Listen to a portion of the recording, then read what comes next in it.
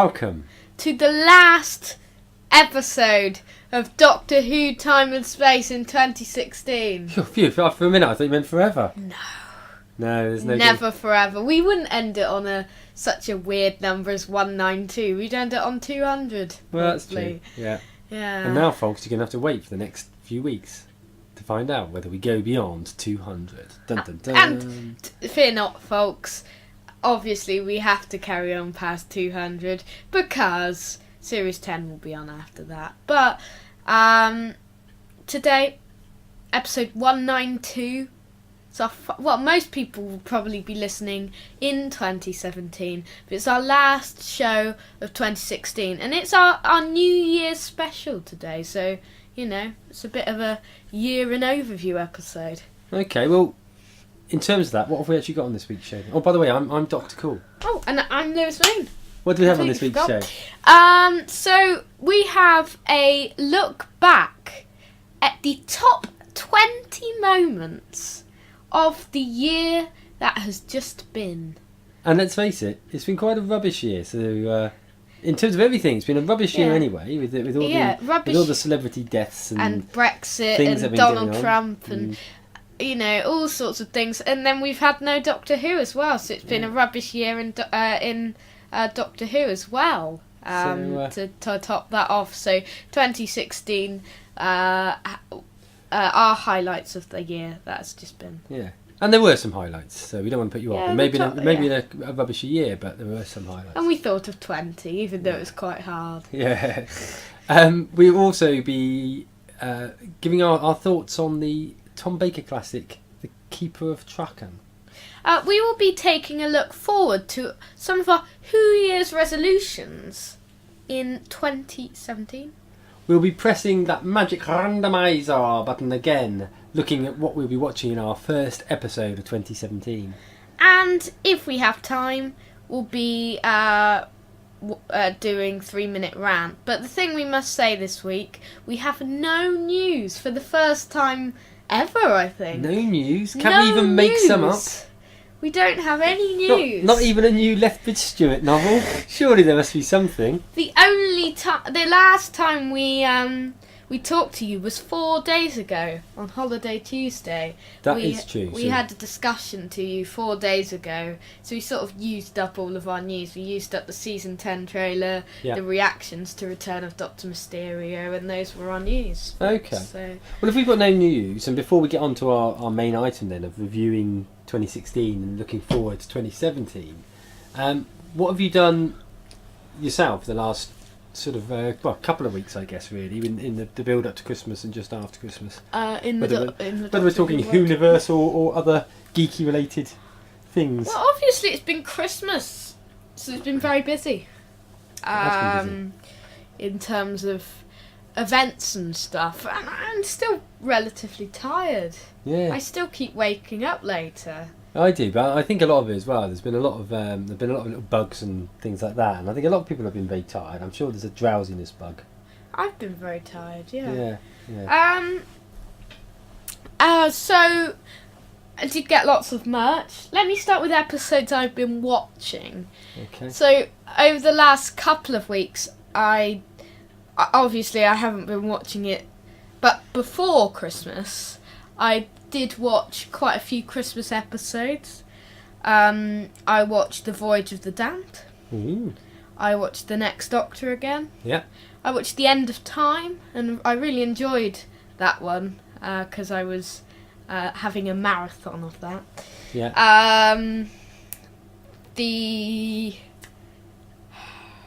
I didn't watch A Christmas Carol or Doctor the Widow and the Wardrobe this year. I watched The Snowman. Yeah. I watched Time the Doctor. Yeah. We watched Last Christmas. This is all part of your... I watched Husbands of River Song on Christmas Day. So this was all part of your big build up to Christmas. So you always watch as many of the Christmas episodes as you can. Before Return of Dr. Mysterio was on. It's actually Christmas Day you watched Husbands of River Song, was it? It was. It was a couple of hours before Return of Dr. Mysterio. Ah, okay. Okay, I mean that's interesting. I mean going back to the show on Tuesday when we gave the review of it, I guess that's why our thoughts on it on Doctor Mysterio differed slightly, and it may be partly because I hadn't seen any New Who for a whole year, whereas you're watching the previous Christmas special only a couple of hours before. Yes.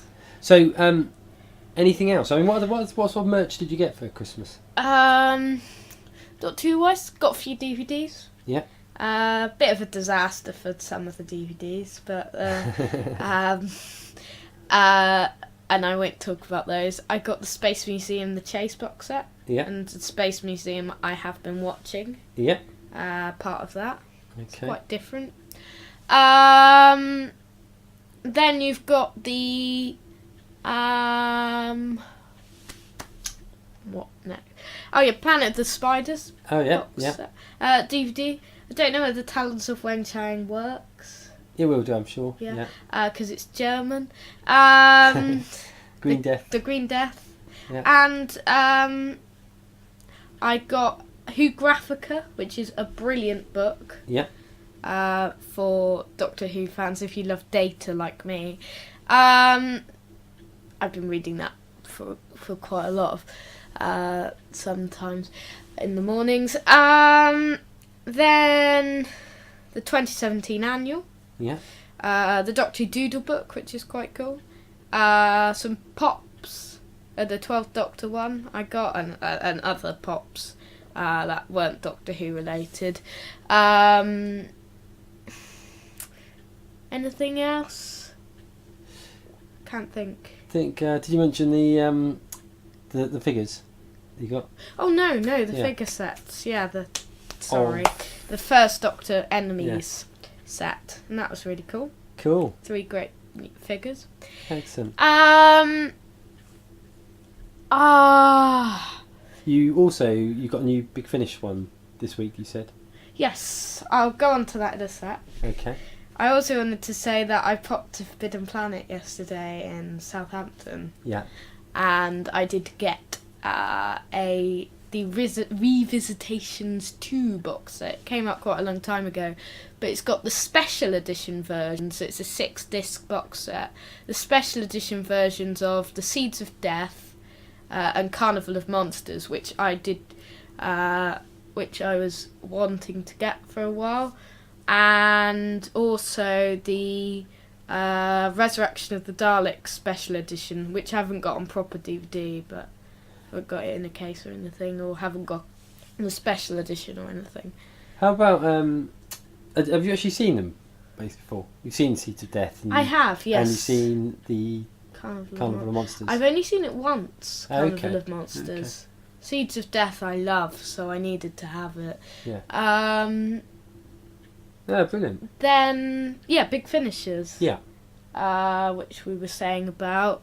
I did get the first ever Doctor Who main range Big Finish after finishing The Chimes of Midnight on my first week. Yeah. And I got the Sirens of Time, which the first part is with Sylvester McCoy, the second part is with Peter Davidson, the third part is with Colin Baker. I think that's the order, and then the fourth part they all meet. Oh, that sounds good. Sounds interesting. It's a really interesting sort of idea. Yeah, and that's the first of many Big Finish things that we've seen since.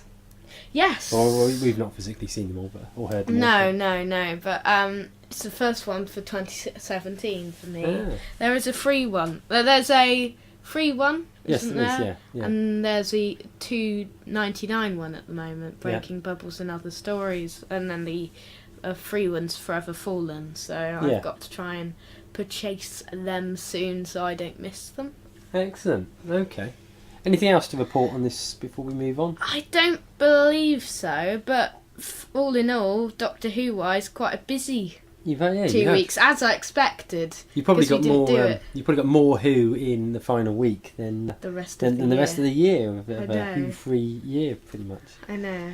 I won't really go into any detail of what I've been doing because I've probably watched some more Game of Thrones since we spoke, which is always good. And the big highlights for me over Christmas were just the 2 old films, which was the Vikings with Kirk Douglas and Jason the Argonaut. So it comes to something really when the best things on TV for me are far older than I am, which in itself is quite a challenge. Yeah.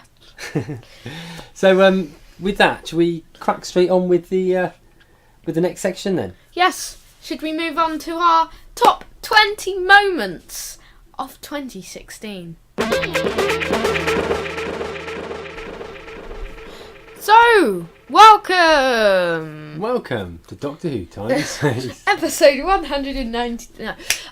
So, we are here now to discuss the year that has just been and our highlights of Doctor Who and its spin-off series Class. So, thanks for joining us for that highlight section. Yes.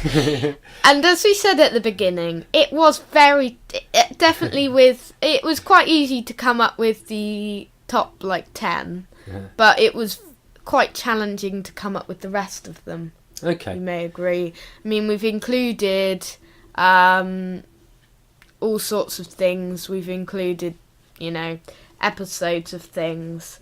We've included news announcements, merch, episodes of Class, Okay. Well, should we start from the top then? So, I mean, this is your chart, really, Yes, isn't we're it? going from the bottom, the 20. Yes, we're going from Yes. from the bottom. From the bottom up. What's your number 20th best Doctor Who related thing from 2016? Well, it's a piece of merch, and it's the Doctor Who TV movie Blu-ray, which comes in at number 20. Okay. I mean, I think if you look at the actual movie itself, probably fairly mixed in terms of people's reactions to it. Some people really like it, some people don't like it at all, but most people are of the opinion that Paul McGann was a good Doctor. Yes, So and that's he probably fair, is isn't a it? great Doctor. Yeah. I'd like to see the TV movie again. Yeah. We'll give around. We've watched about half of it, haven't we? Yeah, we did. And it was okay, wasn't it? It was okay, yeah. It was alright. It was a little bit. It was a little bit 90s, as we Mm. expected, because it's from the 90s. Yeah. But Okay, so if that's at number 20, what have you got as your 19th thing? So, we have got the Doctor Who experience. Okay. And I guess that becomes particularly an issue with the news this year that the Doctor Who experience will be closing shortly. Yes, it's sad. We visited the Doctor Who experience in early September. It's for anyone that doesn't know, I'm sure you probably do, but if you don't know, it's in Cardiff. Yes.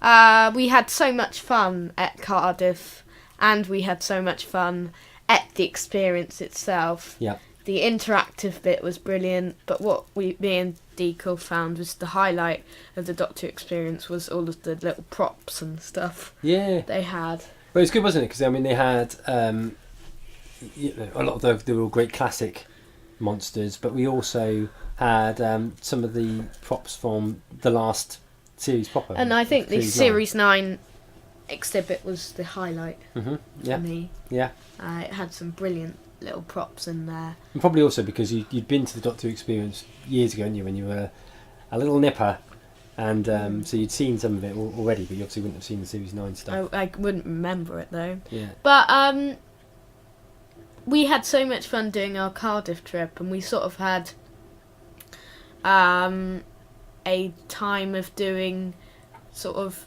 as well as doing the Doctor Who experience, we had a sort of tour around the main places. That's right. I think I can't remember which number it is, but there's an episode where we talked a bit about what we did, wasn't there? But I mean, Yeah. we found things like the Trap Street from Face of the Raven.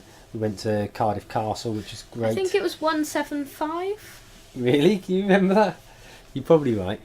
And we found things like the shop from Rose, etc. etc. Quite a few things we found, didn't we, all in all?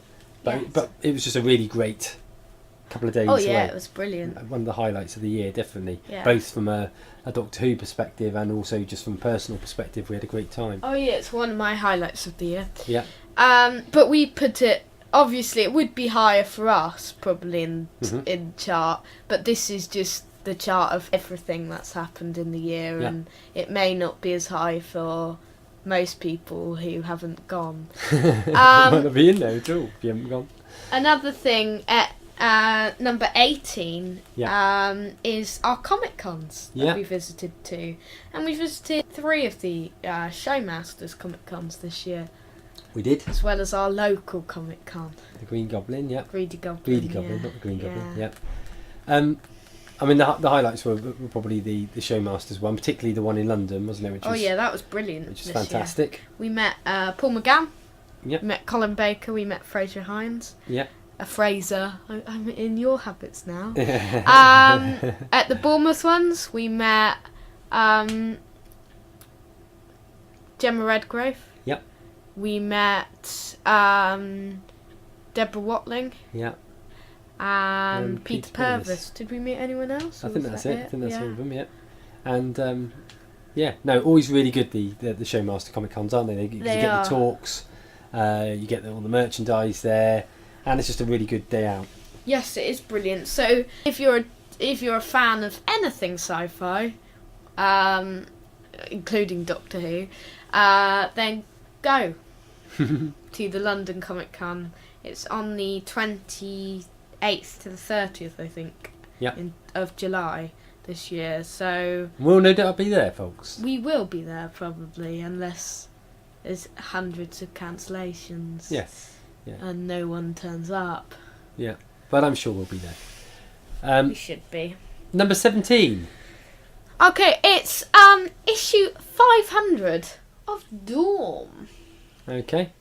So what made this such a special edition? Well, issue 500 of Dawn was sort of a very celebratory issue of the past 500 years. It was 2 issues, basically. There's one massive issue, which had, interviews with Peter Capaldi, Tom Baker, Stephen Moffat, all sorts of people, and, it had a brilliant 20-page comic strip. Yeah. It had so much to remember the past of Dawn. Dawn being Doctor Who magazine. Doctor Who magazine, yeah. We also had a side magazine which came with the other magazine, which was like a look back at all 500 issues of Dawn and every cover of Doctor Who magazine. Wowzer! And that was such a highlight. And it was the magazine highlight, I would say, of the year. Yeah. It's trying to think now. I mean, I can't remember when it first. When did it first come out then, roughly? Because I know when we looked at all these covers, and I'm pretty sure that I'd actually got the first one. I had the first one at my house at some point. Yeah, probably have still. Yeah. Yeah. The cover was brilliant, though. Yes. If you may remember. Okay, so anything else you want to mention about Dawn issue 500? Don't think so. Okay. 16th. So it's the announcement of Chris Chibnall as showrunner. Okay. Now. So we've had Stephen Moffat now for quite a number of years. Yeah, since 2010. Obviously, it was announced in 2008. Mm-hmm. I think in terms of certainly in the more recent years, his tenure's been fairly mixed in opinion. I think there's people like ourselves that really love Stephen Moffat's run of the show, but there's also a lot of people that feel that it's moved in a direction that they don't want it to go in. Yeah. So I think probably the majority of people are welcoming a change. Even ourselves, I think we like the idea of a change. We do, because Doctor Who needs to change. It does, yeah. So what's your thinking around Chris Chibnall? I think that Chris Chibnall will be a good change to the show. I think it's not been announced yet if Capaldi will leave with Moffat. Yeah. But there was quite a lot announced in this news article, if you may remember. It was in January, and it was announced that Chris Chibnall would be the new showrunner, Stephen Moffat would leave, and season 10 would be delayed until the spring 2017. That's right. It seems a long time ago that we had that news now, doesn't it? And now we're almost there. Yeah, not too far. We've obviously seen the trailer now, so yes. Yeah. Okay. To put that in as a highlight. Yeah. Oh. Yeah. It's not there. See, we'll keep thinking of them now. You might get 21 highlights. Yeah. You might get a 4.5. Yes. So I mean, we don't know too much about what Chibnall's tender's going to be like yet, do we? No. I mean, I guess all we can really go on is those episodes that he's produced before and his other work for the BBC and others. Do you think he'll write an episode for Series 10? It would be quite nice, wouldn't it? But it would be. It certainly hasn't been mentioned, has it? If that is the case, he hasn't written an episode for Capaldi. So if Capaldi's staying, then it will be sort of like, he's never written for him before, which makes me think maybe he won't carry on. Yeah, I've got a feeling that this might be Capaldi's swan song as well. Yeah, we don't want to see him go, but it may be a change. I think Paul McKee will be a one-time companion as well. Maybe, yeah, maybe. Okay, so moving in at number 15, we've got Titan comics from 2016. We had a few highlights. You love your Titan comics, don't you? I do, yes. We had I've not read all of these, but we had the second series of the 12th, 10th and 11th Doctors.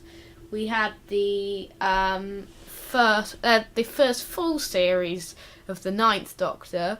We had series for the 4th, 3rd and 8th Doctors. Yeah. And we had the Supremacy of the Cybermen special for San Diego Comic Con. Okay. So, I mean, in terms of the Titan comics that you get, because you get like a monthly one, don't you? Yeah. What do those Those include? Every issue you get one Capaldi, one Smith, and one Tennant. Okay. And have there been any particular highlights from those ones? There've been some good stories. Yeah. Yeah. Any particular Doctor that comes out the best in comic form, do you find? I think the Matt Smith ones are the best ones. Are they? Yeah.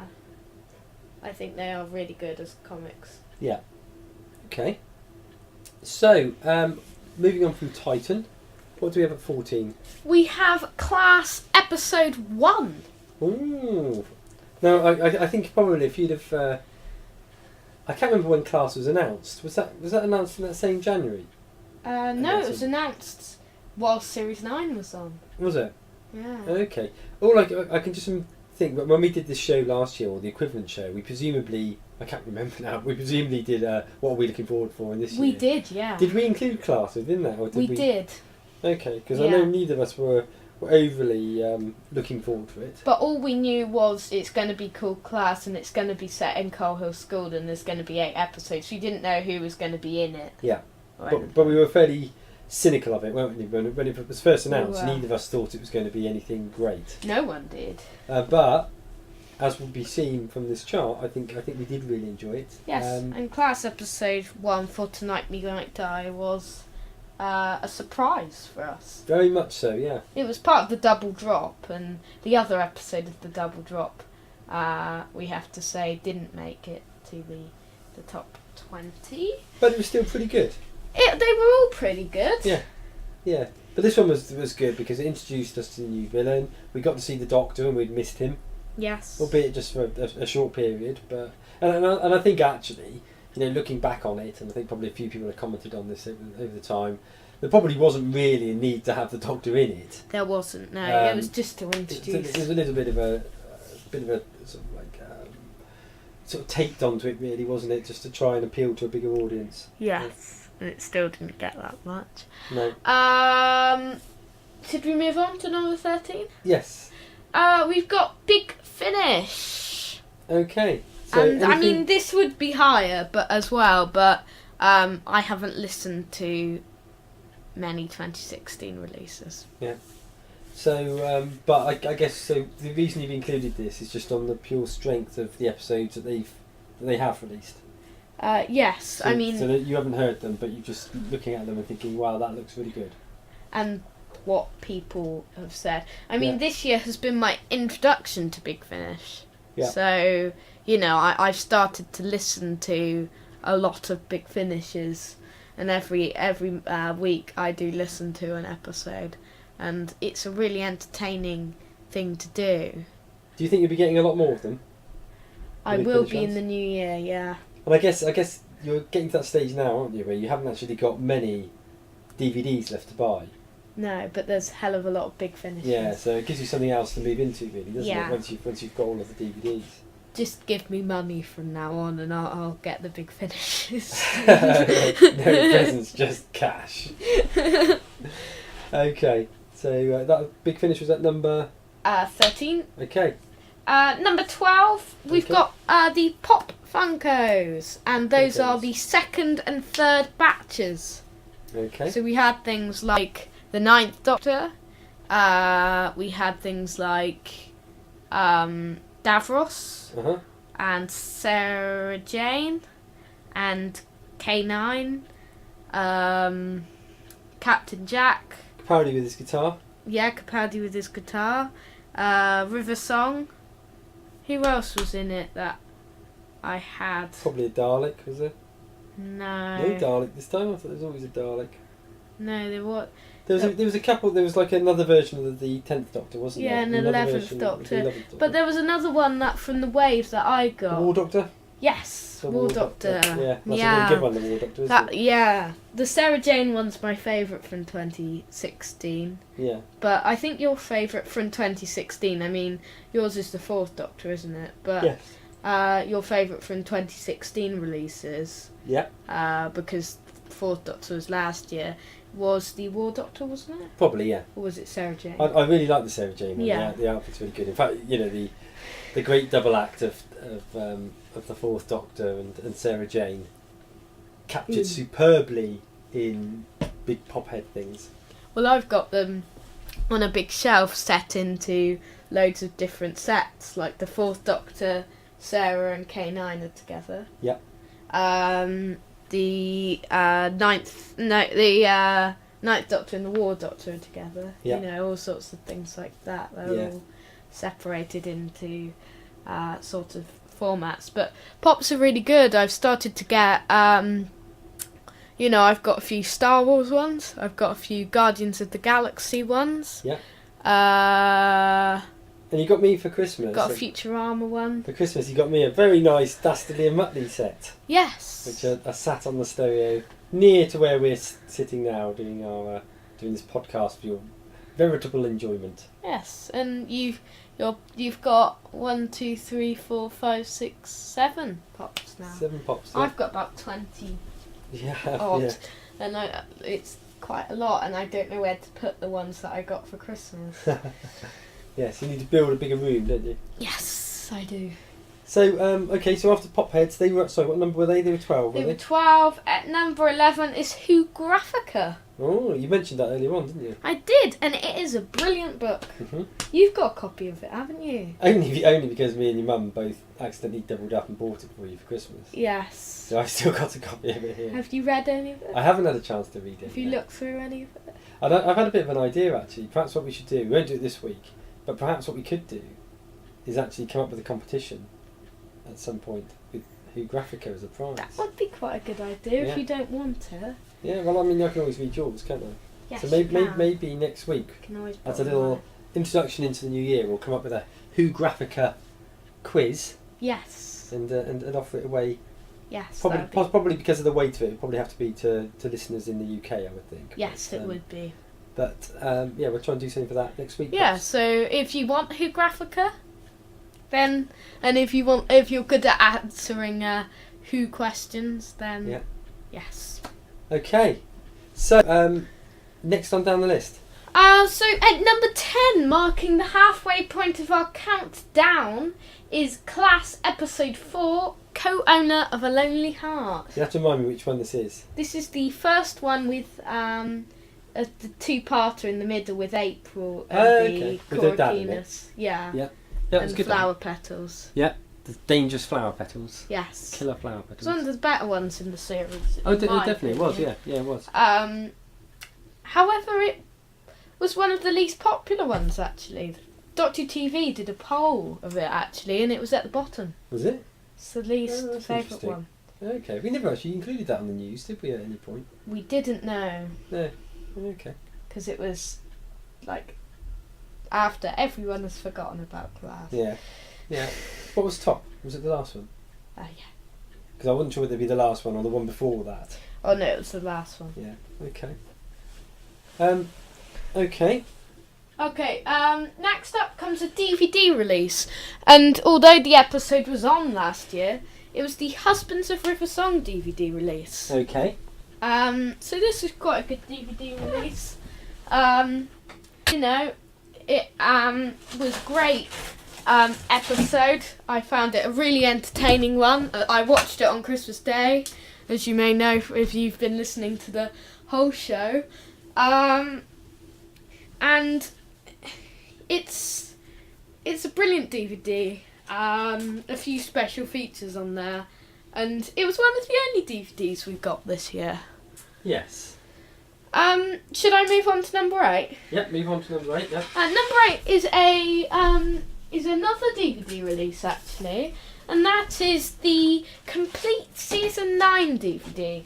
Now you may know that the season 9 part 1 DVD with the first 6 episodes was released in 2015, but Yep. then the last set was released in the beginning of 2016, and then the entire set was released late in like April this That's year. right, yeah. I've only got the parts 1 and 2 separately because I couldn't wait to get the first part, and I got it for Christmas last year. So It's always a bit of a cash in, I think, when you do it like that. I don't really like it.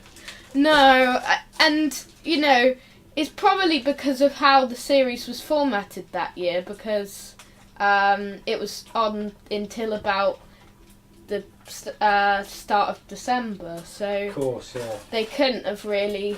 There's a certain amount of time after that they usually released, about a month after. But it's only because they wanted a Christmas cash in. Yeah, To be it honest, was. isn't it? You know, they didn't want to not have any form of Doctor Who DVD available for people to get at Christmas. Yes. Excuse me, if you can hear my rummaging around, it's because I'm preparing our New Year's Eve feast at the same time as well as we podcast. Yes. So I'll be doing the countdown at the moment and leading it. Number 7 comes episode 6 of Class, and that was called Detained. So this was the one where they were all locked in the classroom. This was a really good one, actually. This was a particular Was. favourite one of mine. Definitely. Yes. It had a lot of character development inside of it, didn't it? It did, yeah. You know, it was all about them and their fallouts after how much, you know, they'd sort of become friends. Yeah, and to be honest, this is one of the ones where, looking at the write-ups for it, I just thought it sounded like it could be a bit rubbish. Yeah. But it wasn't at all. It was a really well-written episode of what turned out to be, actually, a real surprise hit of the year for me. Of Class? Yeah. Yeah, Class was a really big highlight for me in terms of what we've got in Doctor Who, because it was the closest we get really to a Doctor Who series. Oh yeah, no, that's right. I mean, we had the Christmas special, but that doesn't really class as a whole series, does it? No, So, no, that's right. I mean, it has some very subtle Doctor Who references, even if the Doctor's in the first episode. Yep. However, we do, you know, forgot what I was saying now. We do. Yeah, we do. Yeah, we do. No, I think you were just talking about the subtle Doctor Who references. Yes, but it was still a brilliant highlight. Yeah. Okay. And the next one down? At number 6. Yeah. Was the podcast itself, and expanding the podcast to various different platforms, as you may know. Yeah, I mean that was it was more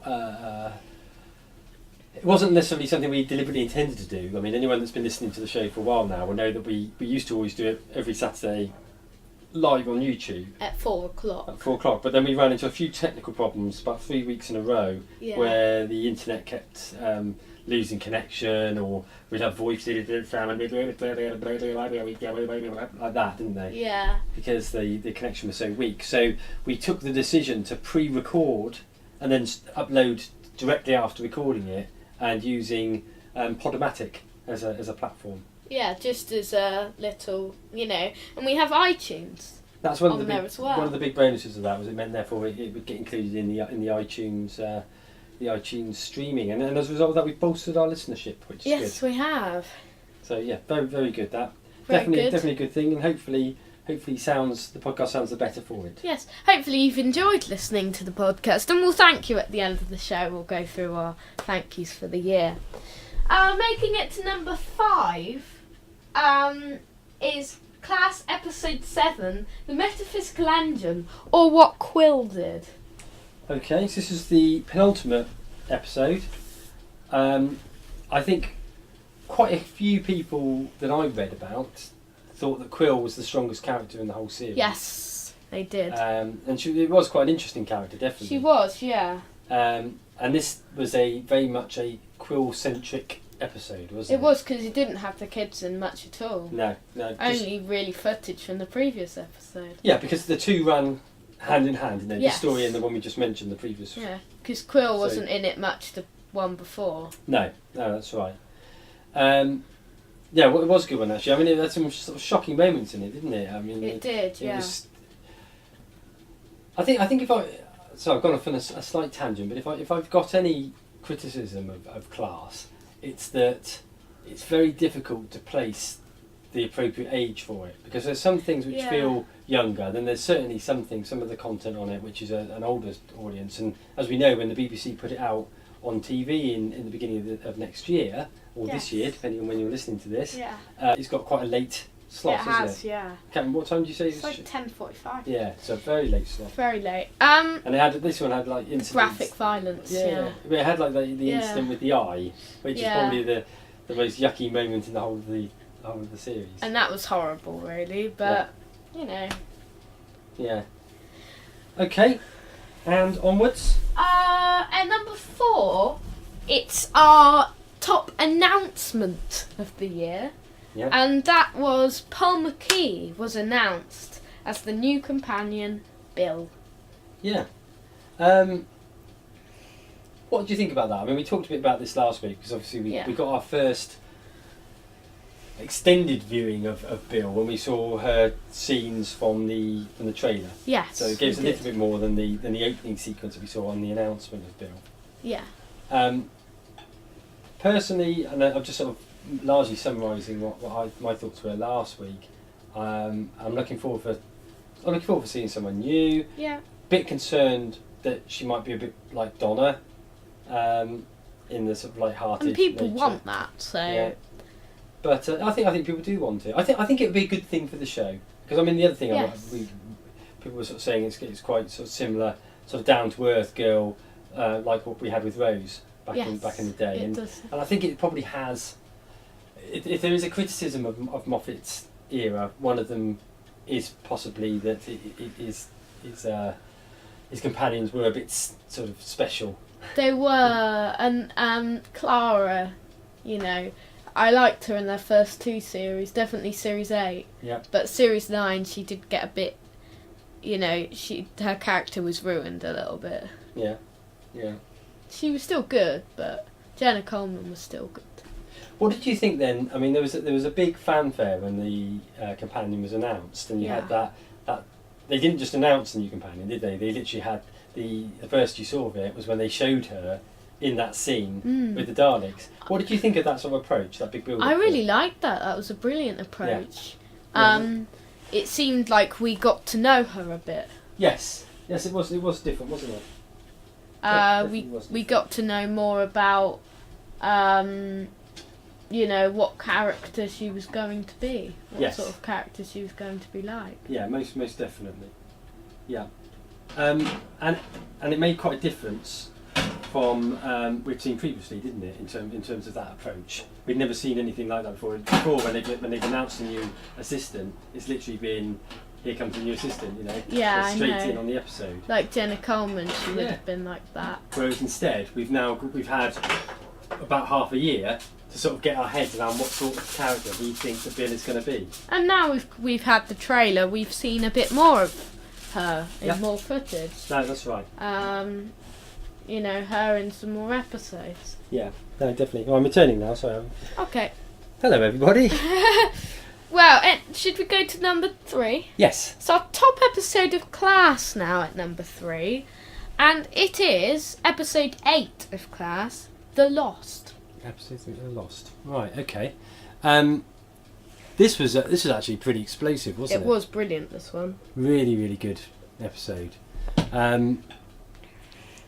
Wrapped up the series nicely, answered a lot of questions that we had, but also posed a few new ones. It did. We got to see the Weeping Angels, which was a bit brilliant. of a surprise. Yeah. Surprising scenes. We had the end sequence where, spoiler alert everybody, but April's Corokinas. yes, that's right. Yeah.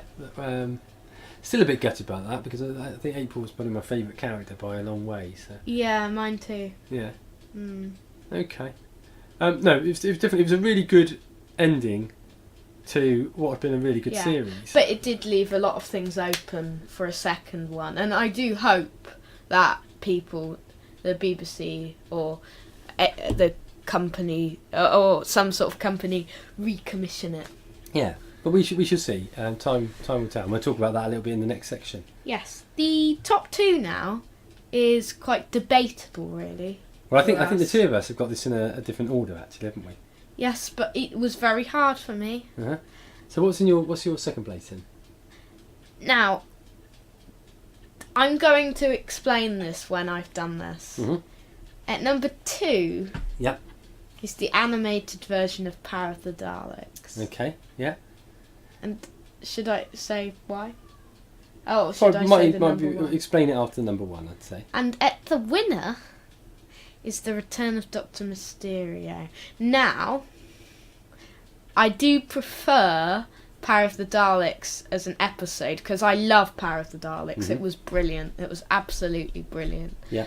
However, the Return of Dr. Mysterio was the only actual Doctor Who episode we had this year. The only new Doctor Who episode this year, and it was the return of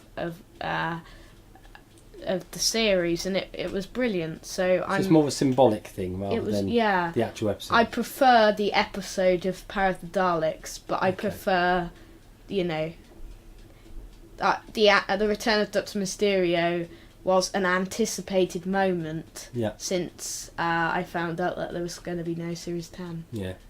And I don't disagree with you on that. I understand your thinking on it. But I also think there was that great moment when there were these rumours that Power of the Dalek was going to be re-released as an animated, and people couldn't believe it, could they? And stuff like that. And so that in itself was a really great moment. I think the announcement. Yes, it was, but the episode was the fact that it coincided with Patrick Troughton's anniversary. Yes. For his when the episode first came out, and I think just the quality of the product. I know a few people have sort of said that the animation could have done with a little bit more time to, could have improved if they hadn't rushed it out to meet that anniversary date. Yeah. But it's a small quibble, I think, because I didn't really notice much. I didn't notice it, and I think actually the real pleasing thing for me is more the sound quality. The sound quality is phenomenal, brilliant. Wasn't it? The animation was brilliant. I do love Power of the Daleks. It was so brilliant. Really, really good, and a great story. Yeah. Really welcome return. So should we say a joint first? It could be a joint first, but just because the two of us disagree on it. The Return of Dr. Mysterio, I thought was a really great Christmas special. It was, probably my second favourite of the Christmas specials that I've seen. Oh, it's my fourth. Yeah. So I don't disagree with it being near the top, and I think it is one or two. Welcome return for everybody's favourite Time Lord. Good monsters. Good use of Nardole. Yes. Because he probably wouldn't have been in my top 20 things for last year, but Nardole, you can get an honorary mention this year. Yeah, if you can count characters. And also, of course, we can get this in now because we didn't have it as a separate thing, but also the episode also gave us the opportunity to get a bit of a quick glimpse of what Season 10 is going to look like in terms of a sneak peek trailer. Yeah. So it's been, although it's been the year of no Doctor Who, it was also quite a busy year in terms of announcements. Yes. In terms of, because we got the Chris Chibnall, we got the Paul McKee, and a few other things. Yeah. In terms of class, we got 8 new episodes of a spin-off show. Power of the Daleks, a brilliant new animation, and lots of merchandise. But there's also been quite a negativity hanging over the Whoniverse, I think, in terms of the current run, and which seems to just got more and more as the years gone on. I don't know. It feels because people haven't seen new episodes. Yeah, maybe. So I don't know. I think it's going to be an interesting. It's going to be an interesting year, 2017 for Doctor Who. We'll come on to that in a second. We'll should we just jump straight into it? Yes, do the pause thing. Yeah. And we'll talk about 2017 in Doctor Who. 2017 in Doctor Who then. Hooray! A new year, Yay! a new start. We've looked back to the year that's just been. And as it's our New Year special, we are going to take a look at our Who Year's resolutions for the year that is just about to start, or just has started for most people who are watching. It's annoying we have to say that all the time. Yeah, but it does depend. I mean, let's face it, there could be people listening as soon as we upload this that live in Australia or New Zealand, and it'll be New Year's already. Yeah. And of course, a lot of people might listen to it tomorrow or later on in the week, or may listen to it years down the line. Who knows? Well, you can't on Podomatic. No, you but can't. If you're on YouTube. Possibly. Yeah. That's right. So, Who Year's resolutions. This isn't necessarily the things that we're going to do, is it? Although we will include that within it. Yes. But what have we got? What have we got in our? It's sort of things that we're looking forward for as much as anything else, aren't Yes, we? we and have. Just to talk a little bit about our expectations and things. Should we start with Series 10? Yeah. Well, that's the biggie, isn't it? Series That's 10. the biggie. What things are coming. Yeah. And what things are confirmed to come. Yeah. The biggest thing inside of that, though, is Bill. Yeah. We talked a bit about Bill. Yeah. She's played by Paul McKee. New companion. Exciting to see a new companion and a fresh start to come with her. Yes. And a fresh that's tone right. as well. I think, alongside Bill, we're also going to get the returning character of Nardole. We will, yeah. It's going to be very interesting to see the two of them together. Yeah. Whether or not that's a good thing or a bad thing, time will tell. Nardole worked really well in the last Christmas episode. He did, yeah. The danger is that you get too much of a light-hearted feel with Bill and Nardole, and that may be a bit unfair because we haven't seen enough of Bill to sort of say, she's going to be like Donna, but that might not be a bad thing for most people. It probably won't. But I was just about to say that. I mean, anyone that's listened to the show will know, no doubt, that I'm in that very small category of people that don't like the 10th Doctor and Donna combination, because I just always found AKA them, one person. just me on my own. I'm sort of in the I find her okay section. Yeah, I found Donna annoying, but then I found her and the 10th Doctor and his mannerisms together extremely annoying. Yeah. You know, I don't mind the 10th Doctor. He's one of my least favourite ones, and that's not with any disrespect to David Tennant. It's just purely the fact that as a Doctor, it doesn't convince me, and I know I'm really in the minority there. But anyway, sorry, we weren't meant to be talking about Tennant's Doctor. No, we weren't. We were meant to be talking about Tangent. Bill, not Billy. Bill.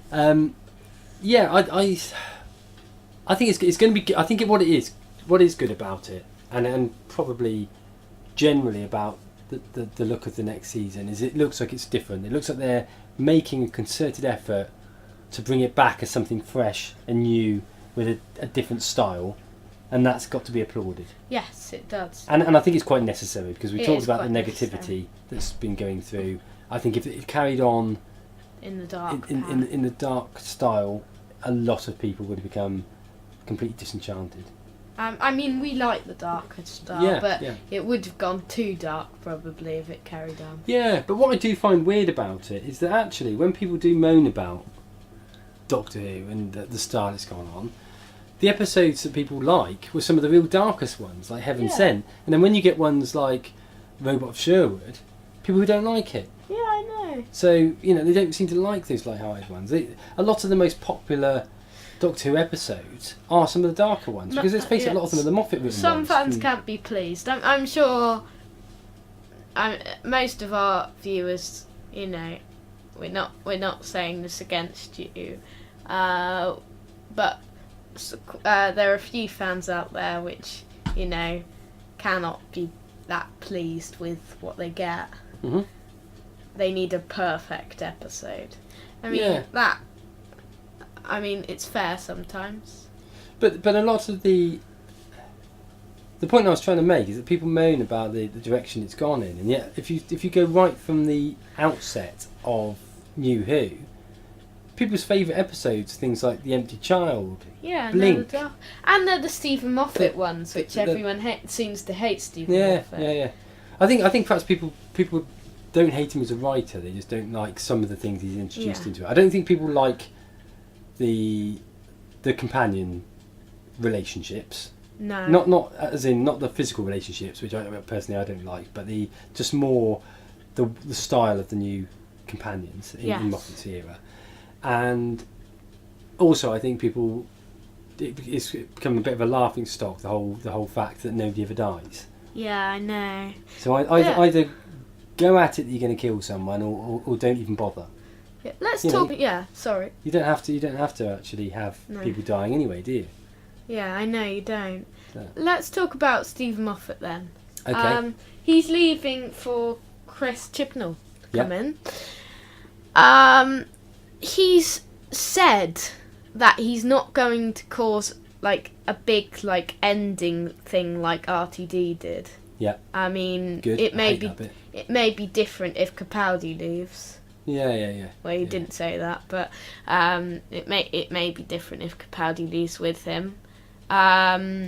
What do you think of? Do you think it's good that Stephen Moffat's leaving? I mean, he's trying to introduce a fresh start for Doctor Who, and then he's going, and then another fresh start shall begin. Do you think Chibnall will take it into a lighter or darker style? I think it will go into a lighter style than what we've had the last couple of years. But I think this series that we've got coming up looks like it's going to be in a lighter style anyway. But Broadchurch is quite dark, isn't it? Yeah, it is. I mean, maybe it will. I mean, if you look back at, I think of Russell T Davies's period as being quite light. But like we said, there's a number of episodes, particularly those that Moffat wrote, which are quite dark. Yeah. So I think probably if there's a criticism of the last series and of Moffat's last few series, there hasn't been enough light and dark in them. They've all been fairly intense, and maybe what people want is that mixture. You know, it's not entirely true, because we did have the robots of Sherwood. Was it robot or robots? Robots of Sherwood, isn't it? Yeah. So we've had episodes like that in there. The Christmas specials certainly have been very light-hearted, and actually, what these Christmas episodes have also demonstrated is Moffat's versatility, in that he writes a really good light-hearted episode, he does, just as well as he writes a really serious dark episode. So I'll be sad to see Moffat go. Me too, because he has done some brilliant episodes. But it probably is a good time, because it must be very difficult to be continually coming up with new ideas as well. It is probably. And I think it's the 6th series this year. Yeah. So it'd be interesting to see in the future how people look back on this particular era, whether people look back on it more fondly or not. And I think there's a lot of people that don't like it at the moment, that when they look back on it in years to come, they realise that the next era is rubbish. That's right, yeah. I think people will look back more fondly on it, but I may be wrong. Yes. Well, we've talked a bit about Capaldi, haven't we? Yep. Let's move on to returning characters and monsters. Sorry, can I just bring you back briefly to Capaldi? Yes, of course. What do you think? Because he's going to be in probably a more light-hearted series. He is, What do you yeah. think that's going to mean for Capaldi's portrayal? He's going to be a more light-hearted Doctor, because we've seen from his Christmas specials, and occasionally in this series, that as well as being a darker Doctor, he can be a lighter Doctor, like Stephen Moffat can be. Yeah. A light and dark writer. I think the interesting thing about that is the first light-hearted episode of Capaldi's that we had was Robot of Sherwood. Yes. And I didn't feel that he suited it at that point. No, In fact, because it was an episode originally intended to be for Matt Smith. Yeah. And I don't know whether it was physically that, or whether just at that point he hadn't settled sufficiently into the role of his Doctor. But I think now, and as a result of that, I was always a little bit concerned about the show going in a lighter direction with Capaldi as the Doctor. But actually, he's demonstrated in the last couple of Christmas episodes that he does light-hearted really, really well. Yes, he does. He does dark really well as well. He does. But it shows he's a really quality actor. He is, yeah. Yeah. And he's one of the better Doctors we've had. Yes, the second best in my opinion. Mm-hmm. So sorry, I interrupted you. You were going to start talking about returning characters and Returning monsters. characters and monsters. Now, characters we don't really know much about. Should we bring it on to monsters? Yeah, well, we talked about Nardole, haven't we? So we Yeah. know that Nardole's going to return. We've got monsters. Mhm. We've got Daleks. Yep.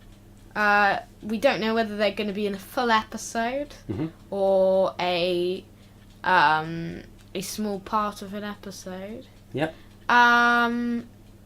We've got Missy. Yep. Which we don't know which episode she'll be in yet. And finally, we've got the Mavellians that we know are coming back as returning monsters. Yeah, that hasn't been definitely confirmed, does it? But it No, looks but like it probably... we see like there's been what- lots of fan theories and in the trailer. It you looks know. like it's probably the case, doesn't it? Yes, they might be tricking us. Yeah. But we also know that there's going to be loads of more monsters like the landlord, emoji robots, water things. Has it been confirmed that Missy's coming back? Yes. So we know that for a fact. Yes. We don't know whether it's going to be in the episode or it potentially could even be the Christmas episode, I guess. Yeah, it could be. Yeah. It's one episode. Yeah. Yeah. She will be with Bill in it. We know that. Okay. Okay. I just don't know what one. I've got a feeling if it is Capaldi's last episode, the Christmas one, it wouldn't surprise me if the Master / Missy is involved. Maybe she'll be in one of Series 10 and one of the... Yeah. I mean, I'm not going to be surprised if she's in the final. Yeah, no, it wouldn't surprise me either. What about something I wonder about? When Matt Smith left, Stephen Moffat used Time with the Doctor as a way of rounding off and finishing off a lot of stories that were unanswered. Yeah. We've still got a number of things that are unanswered from Capaldi's era. This is just coming to my head, so I've not thought this through. But I know, for instance, you've got the issue of Missy's child. Oh, yeah. We've still got the issue of the guy that looked a bit like Danny Pink in Listen. Yes. Now, maybe no. some of these things will never get explained. She don't... no. Oh, my language is terrible today. The Doctor doesn't know who Clara is, does he? Of course he doesn't know. At the moment, but it's not to say it won't be revealed Yeah. when Clara comes back as the next companion. Not again. So there are a number of things like that, aren't there, that we don't know yet know, and I wonder whether Stephen will decide to reveal the answers to those questions, or whether they would just be left as unanswered things for sort of Whovians to actually build into their own theories. Yeah. So we've got a few more things to quickly talk about. Yep. Merchandise. Okay, what are we expecting merchandise-wise? Well, we're expecting more figures. I mean, we've only got like variants of stuff expected. Yeah, I mean, no figures came out at all for the last series, did they? No. Which is odd. Now, whether or not that Missy links came out. whether that links with a downward popularity of Doctor Who, or whether it's just the fact that it may be more so just that it wasn't really aimed at kids, that series, so much. No, it wasn't. But there were some cracking monsters in it. It's a shame. Well, it's a shame that they haven't actually brought some of them out, isn't there? As figures. Pops. I think that they almost certainly they'll come up with some pop figures. William Hartnell would be great. That would be good, wouldn't it? And Patrick Troughton one. Yeah. Yeah. Books. Don't know about that yet. I reckon there'll be at least 12 Lethbridge Stewart novels. Yeah. Audios, we'll have some more big finishes coming. Yep. DVDs, probably got some Series 10 related and Return of Dr. Mysterio DVDs. Yeah, that'll be due out, won't it? More animated stories. Do you think we'll get any more animated stories? Which ones do you... I really hope so. I hope we get so. Evil of the Daleks. Yeah. Daleks Master Plan would be a challenge, but it would be brilliant to see. Yeah. That would make my dreams come true, because I dreamt about it. And also, something like the Wheel in Space, maybe. Yes, that would be great. Yeah. Class Season 2? It's going to be interesting, isn't it? Because, I mean, by the sounds of it, I've not read anything. I'm just going on from what I've picked up from some of the other podcasts that we've listened to. But it sounds like the viewing figures on BBC Three have been disappointing. And yet the ratings for Class, in terms of the general feedback on it, hasn't been universally successful. But I would say that it seemed that those that did watch it were generally pretty impressed with it. Like us. Yeah.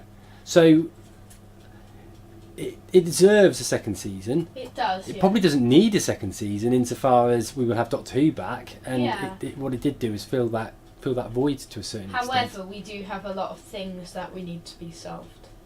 There is, yeah.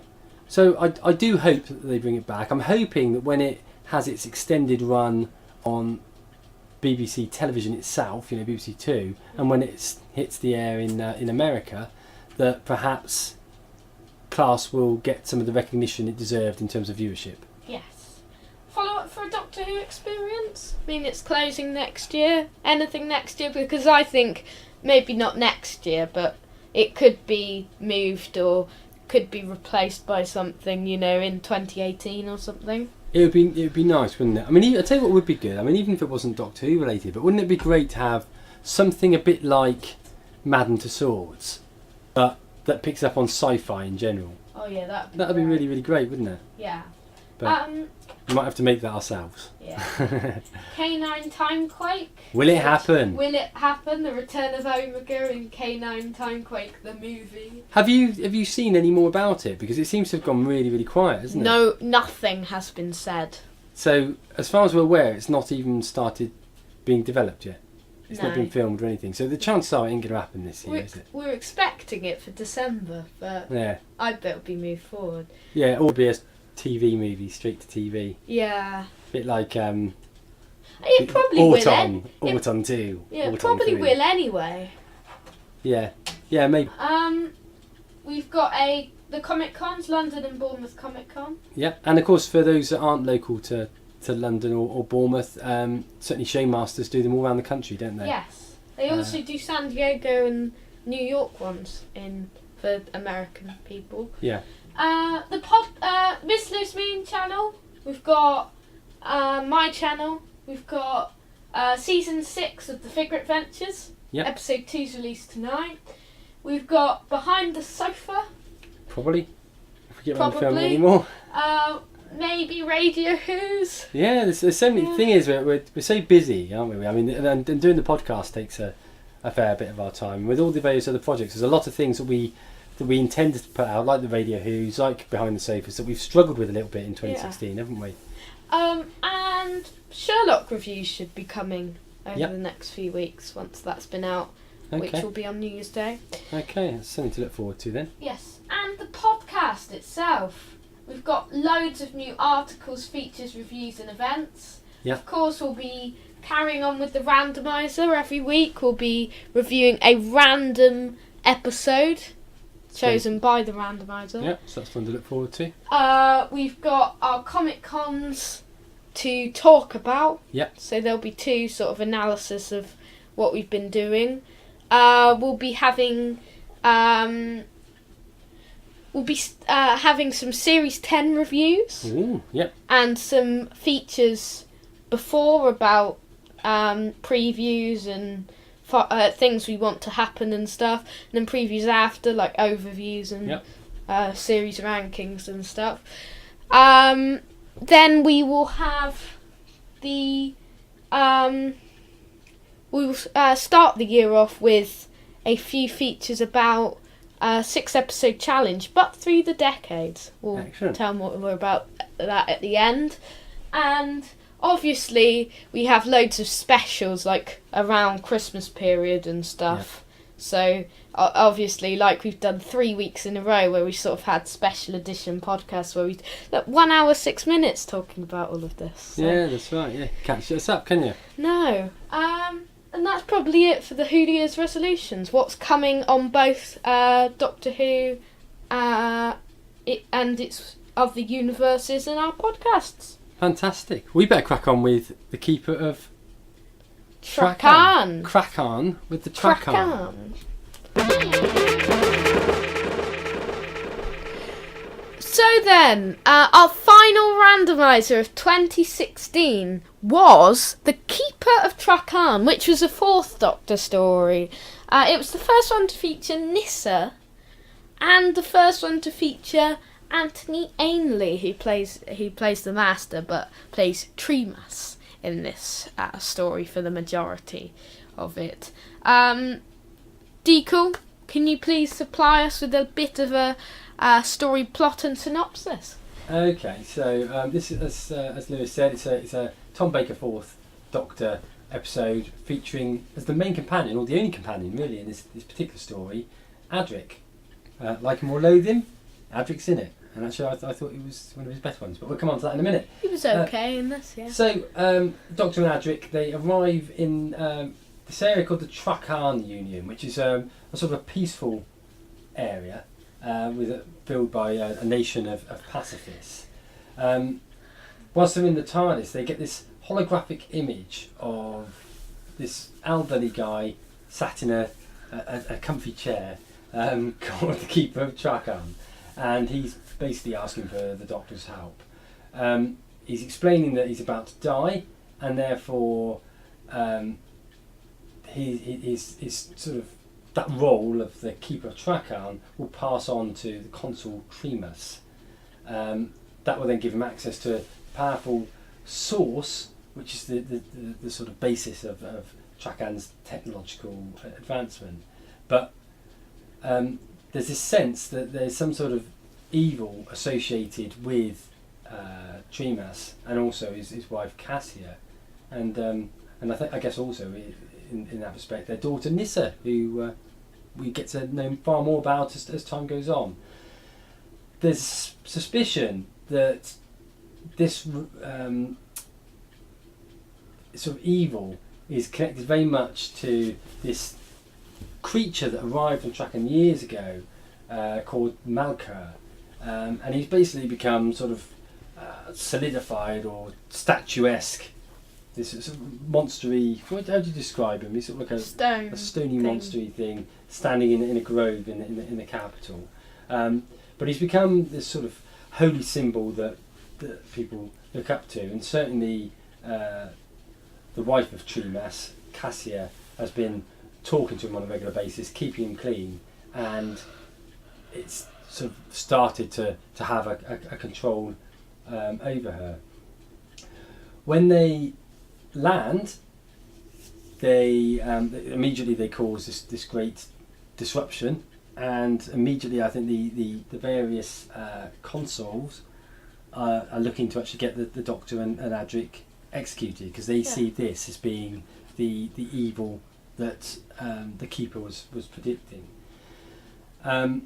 Various people, including the Foresters, the peaceful Foresters, are the guardians of the more spiritual parts of the capital, their bodies start being found, and Doctor and Adric are determined to actually find out who actually is dealing with it. And it becomes clear that the real problem here is Cassia, the wife of Tremas, but also this strange being, this alien creature, Malka, who isn't quite as statuesque and non-moving as we've been led to believe.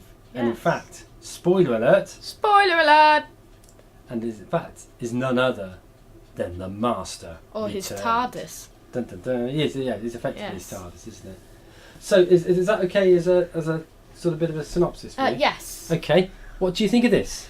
I think it's one of the better ones of this era. Almost certainly. I don't think it's one of the better ones of Doctor Who overall, or the Tom Baker era. No. However, I would say it's good compared to the majority of the episodes that we'd seen at this point in Doctor Who. I mean, it was at a sort of meh sort of time. I think the issue with this is that if you look at Tom Baker's era, there's so many fantastic episodes, particularly at the beginning part of it.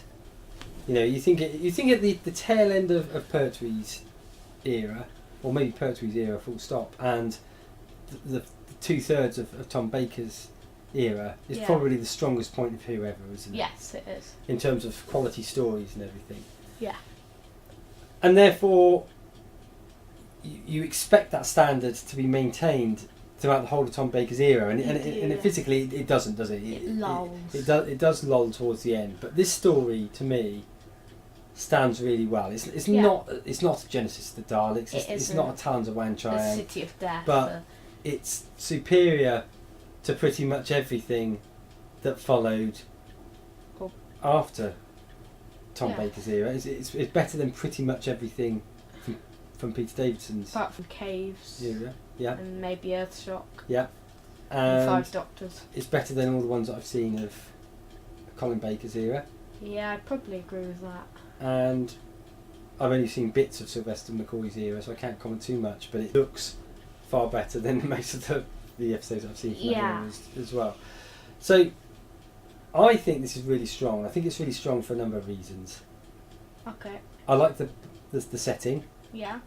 Okay, I really like the idea of the Keeper of Traken. Yeah, it's I've quite good decided- how they get to the, how the sort of master tries to get control of Yeah. Traken through him. I think that when I get old, I want to be the Keeper of Traken, so I can just like zoom around holographically or whatever all over the place in a comfy chair. Yeah, I think quite that'd be a perfect way to see out my Yeah. days. I think. It would be. So yeah, there's that. Tom Baker's great as always. As always, yeah. Adric's Okay. he's far better when he's the sole companion, I think. Like Nyssa when she was in Arc of Infinity. Yeah, indeed, yeah. It brings out the strength of the character. I It's think. just they don't, when they're not the sole companion, when they're with 2 or 3 others, Yeah. they're sort of like all the same, so they're not Yeah. like in it much. They're Yes. just shared roles. Yes, so. that's right. Yeah. So, and the monster's really good, and also the master's in it. And Yeah, it's I great know. to see the master It back, is, isn't and it? the mangly faced one from Deadly Assassin. And obviously it was a pre-internet era. It would be interesting to know how many people knew the master was in this, or whether it was a real surprise when he was Yes. introduced. And that's one of the things I love about the old days that you can't recreate now. Is it's impossible now not to have a Spoilers. spoiler, Yeah, 'cause- however small. yeah, I know. Even down to Death in Heaven and things from a couple of series back where we knew the Cybermen were in it. Wouldn't it have been Yeah. great if we hadn't? Yeah, that would have been brilliant to Yeah. see that. Yeah, that would have been. And the absolutely other fantastic. thing about the spoiler was Missy Hmm. as the master. Yeah, that's right. So, I mean that's one of the things which was far better from that era. Your other thoughts on it? Yeah, Tom Baker's brilliant. Adric, this is introduced. She's quite a minor role in this, just asking the questions really, Yeah, and shooting a few people. yeah. You You got to feel sorry for that guard that got knocked unconscious I about know. 750 times. Yeah. and then killed. I love the Malka. He's really Yeah. cool. Yeah.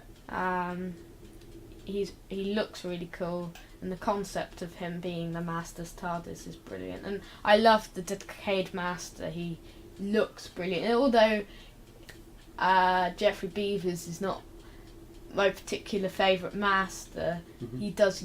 His Master looks brilliant. Yeah. As does Peter Pratt's in Dead the Assassin. Yeah. Yeah. Okay. Anything else to comment on this episode, or should we wrap up on that basis? Should we go on to Too Good, Too Bad? Too good, too bad. Yeah. Too Well, I good, haven't really too thought about this. Yeah. Too good, too bad. I'm going to say Too good, too bad. Two goods.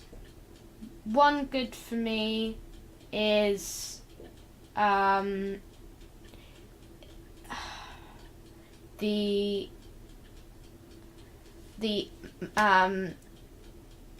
Master. Yeah. Because he's kept in it really until the end, until we see him, which I think is actually a really clever way how they do that. So I'm going to say the Master's one of my habits. I'm going to go for mine. I really like the setting. I really like the whole concept of Traken, and I like how it looks. Obviously, the limited budget they used to have in those days. I think it looks really good. I love these ones where it's got that sort of. It's not medieval, but it feels. It feels like a planet, doesn't it? It feels like a planet with its own way of life. Too bad. This may be unfair, but Nyssa. I'm not a big fan of Nyssa. Yeah. Not a big fan of Nyssa at all, really. She's one of my least favourite. Well, yeah, she just doesn't really ever too often get the strength, does she? She doesn't really get the strong enough character. No, she doesn't. It's not anything to do with the way that she played her. Yeah, it's just how she's written, really. Yeah. And how the ages were at that point. Yeah. You're bad? Do you have I think it's only that it's not a serious bad, but the ending felt a little bit rushed. It did, yeah. I don't know, partly possibly because it does lead into the next episode, Legopolis. Yeah. So it's not a major complaint, but it did feel like it was all over too quickly. I could have done with that. I'd have been quite happy to have had another episode of that on the end. Really? Yeah. Yeah. Okay. Well, that didn't happen in those days. No. They only had 4, Yeah. or the 6-parters are gone then. Okay, so let's do a quick wrap up then with the scores. Okay. Monsters or villains? I think it's got to have a solid 8 for me. Because Okay. you've got the Master in it, albeit not till near the end, but also Malkara himself is really strong. Character development. Character development, never overly strong in this period of time. I say 6. 8 and 6. Yeah. Pace. Really good pace. I would give it an 8 for pace because it felt like it moved on really, really well. Okay. Yeah. Excitement. Is it exciting? I wouldn't say that those sorts of episodes are exciting as such. More than a good pace. I would say probably 7 for excitement. And story. Really good. I'm going to give it an 8 for story. I thought it was a really strong story. No, it is 37 out of 50. Okay, I would definitely recommend this one to people. Okay, I think it's I really enjoyed it. I can't remember where we placed it. The best one in that series, probably. I mean, in our randomizer episodes, that was the 90-second story that we've watched since we've been running the randomizer, and I can't remember the exact numbers. I'm going to look. I think it's We'll carry on. I think it's about 30ish. It's 29 for you, Yeah. and it's 33 for me. Okay, so it's around the sort of top third sort of area. Yes, for at the moment. Yeah. It's not going to be for me. Once you've watched I some. think it will still finish somewhere around the top third eventually. Really? Yeah. Okay. Yeah. We'll see. That's where I would say I'd put it top third to middle sort of area. Yeah, it will be in the top half probably. Yeah. Okay. So we probably then need to move on to overall scores. overall scores. Sorry, I haven't done that. I'm going to give it a solid 7.9. I'm going to give it a 7.7. Okay.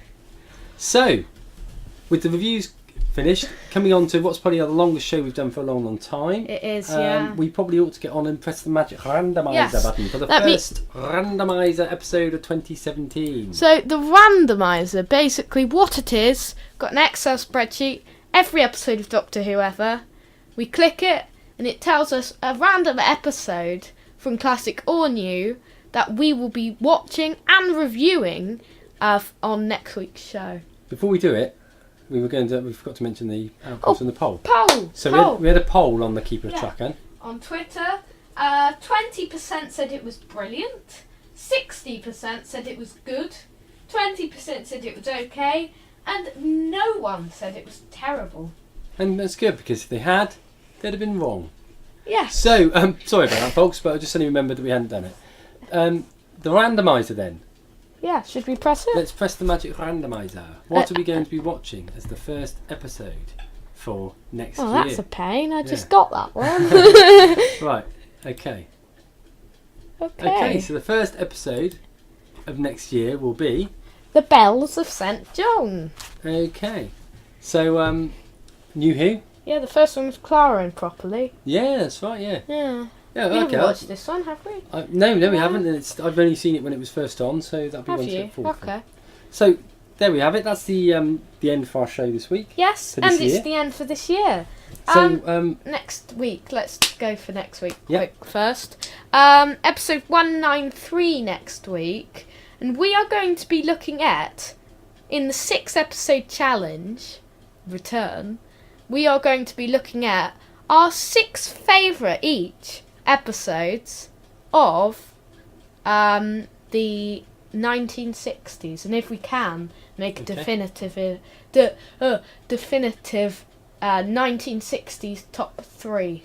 okay, so we'll look forward for that. As just announced, we'll be giving our reviews and thoughts of the Bells of St. John. Yeah. We will be taking a look at the latest news if we have any. And if we have time, we'll be doing a one of these things that we do. A 3-minute round. A 3-minute round. I'm pressing the randomizer. And we'll be pressing the magic randomizer. Pressing the magic randomizer. So, the podcast. Yeah. So, thank you very much for listening. Okay. Happy Who Year, everyone. Yeah. We'd like to say thank you for being with us this year, for such a brilliant year for the podcast. We've really advanced on the podcast. Mm-hmm. It's really got a lot better for us. We've got more platforms, more listeners. We're really grateful for you for listening, downloading, doing anything. It's been a brilliant year for the podcast. Yeah. It's not been a brilliant year for the Doctor Who universe, but it's been a brilliant year for our podcast. So we'd like to thank you for such a brilliant year doing this. And if these lovely people want to get hold of us, how do they get hold of us? I hadn't finished though. Oh, so, okay, on then. Yeah. It was my emotional speech. You interrupted it. So thank you, everyone, and we're looking forward to presenting the podcast to you with so much more and so many more episodes. Like 52 episodes or 51 episodes of total brilliance. We say so ourselves. Which you will enjoy. So if people want to get hold of us... Yes, you can get us at drwho_space on Twitter. Or what other Twitter? Mark Freak Geek, Mark with a C. We would like, in particular, I think it'd be great to know, not your top 20s of 2016, but perhaps your top 3 things from 2016. Yes. We've got misslewsmoonadventures.weebly.com is our website. Podomatic, you can find us on Doctor Who Time and Space, or on iTunes, Doctor Who Time and Space.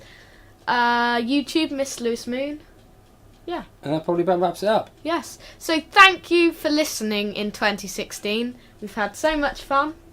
And we're looking forward to hosting 2017 with so many more treats. Thank you. We hope you've had a fantastic festive period and these 3 Christmas specials here. Happy Who Year, everyone. We'll see you next time. Same time. Same space. Goodbye.